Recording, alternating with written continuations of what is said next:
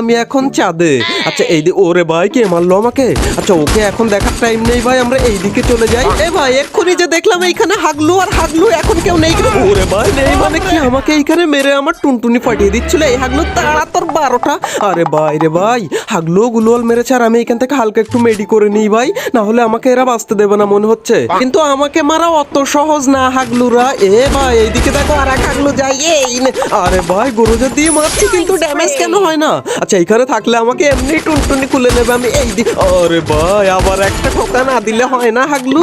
ঠোকা মেরে আমার এখান থেকে হালকা একটু খেয়ে নিল, কিন্তু হাগলু তোকে তো বেরোতেই হবে। ওই যে আরে ভাই বলি কোথায় মারি আমি? হাগলু বাইরে আসলেই তুই মরলি, বাইরে বেরোলি মানে মরলি। দেখো ওরা দুজন ফাইট করে আর এখান থেকে কিলটা আমি এইভাবে চুরি করে নেব। এন্ড এই হাগলুকেও আমি মারবো ভাই, এও আমার খাতায় কিন্তু এর কিল লেখা হয়ে গেছে। তোমরা যে যাই বলো না কেন, হাগলু বাইরে বেরোলেই কিন্তু আমার হাতেই মরবে। ও কিন্তু আমার খাতায় উঠে গেছে। ওই দেখো এই নে হাগলু এই। আরে ভাই গুলোল মেরে দিয়েছে রে।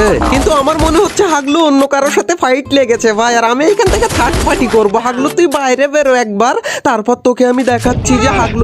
ভাই কে মারলো আমাকে ভাই? আচ্ছা ওই হাগলুই মেরেছে ভাই, আমাদের কাছে মেডিকিট নেই।